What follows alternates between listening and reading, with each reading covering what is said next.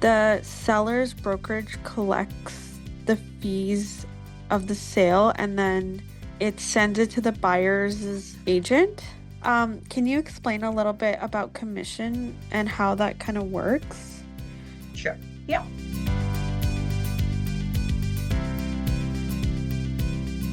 So, for example, today I got a message just before we got on the call. There was an agent who said the conditions have been removed. So now the sale is finalized. Okay. So when the conditions are removed, the sale is final. That means everything is locked in. So at this point, one, we need to change the status of the property to sold in the MLS from pending, it goes to sold. And then as the seller's brokerage, there are a few things that we have to do. And that's why he needed to let me know. I, as a broker, can change the status. Agent cannot, at least in Paragon, so in Edmonton. So what happens after that is once we change the status of the property, now in the back end, our process will be so we have to send out conveyancing instructions to the both of the lawyers, right? Seller's lawyer and the buyers. And that would be usually the seller's brokerage who would send that out. So in this case, we would send the purchase contracts, any amendments, waiver, all those documents will go to the seller's lawyer as well as the buyer's lawyer, because those are official documents that have been signed by both parties. So we send that. So that's known as conveyancing process, right? As part of the conveyancing process, we do that. And then we also have to deal with the commission. So basically, the seller's brokerage will send an invoice to the seller's lawyer and say, hey, this is our commission. And we give the total commission for both the parties. Okay. So in the seller representation agreement, the seller would have agreed to the amount of commission.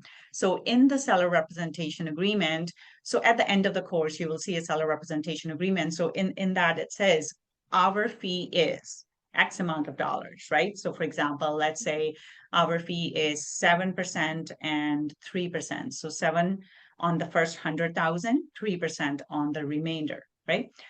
And second, next line, this after that, it will say, we will pay, right? So that's the amount of fee that is being paid to the buyer's agent. And that will, let's say, if we are going to 7 and 3, so it will be 3.5 on the first 100,000, 1.5 on the remainder. Now, fees are negotiable, so you can negotiate whatever you want, but this is just an example, right? So basically, the seller's brokerage is charging, in this example, 7% on the first 100,000, so 7,000 plus 3% of the remainder. And then they're going to take half of that and pay to the buyer's agent, right? So in this case, what will happen is the seller's brokerage will create an invoice and they will say to the lawyer, this is the 7 and 3 or whatever, this is the fee we have agreed to. And then it will also say how much is in the trust account. So let's say there's a deposit of $10,000. So it would be total fee minus the 10,000 or whatever the amount of deposit is and the remaining account, right? So that will go to the seller's lawyer. Once the seller lawyer receives the funds from the buyer's lawyer, they will then deduct the amount of commissions and write a check to the seller's brokerage, right? So once the check comes to the seller's brokerage, we will then, from our trust account, pay out the buyer's brokerage, right? So let's say, for example, the total commissions on the buyer's side were $12,000. We are holding a deposit of $10,000 in our trust account.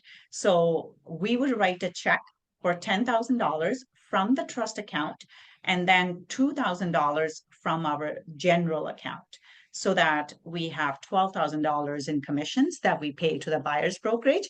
And then we will write a check to our agent minus the fee, the transaction fee. So that's how the commissions will work. But yes, the seller's brokerage will send an invoice to the lawyer, to the seller's lawyer, and the seller's lawyer will pay the seller's brokerage, and then the seller's brokerage will pay the buyer's brokerage, and then each brokerages will pay their own agent. Okay. All right. That makes sense. And sorry, just one more question. The forms that you're using, I know they're area forms, but RECA has their forms. And generally, like what I see for transactions is people are using the forms with area on it. Does it matter or is there really a Um, big difference? there's not a big difference, but because we are licensed, and area is our association. So we generally tend to use area forms. So for that, you have to be licensed, whereas RECA forms, you don't have to be licensed. But there could be differences between the two forms because area, their job is to protect, right, us. RECA's job is to protect the consumer. Well, not that area doesn't care about the consumer, but not even us. They would have contract terms that would suit the buyers and sellers and also stay within the like, so it will be more comprehensive is what I'm trying to say. Area forms can be more comprehensive than RECA forms, but they're very similar. Okay, yeah, I just wanted to print them off because I'm doing chapter 8 and 9, so I was just trying to Mhm. find the area form, but I couldn't because I think you have to be licensed by then to do it. Yeah, and they won't allow us to. I had asked them about that because, it's something that we get asked about. And they said, no, you can't provide it till the person's licensed. So, yeah, we kind of kept them out of the course. That's why. Okay. I show you examples like when there are videos where I go through line by line, seller representation, buyer representation, and all the forms.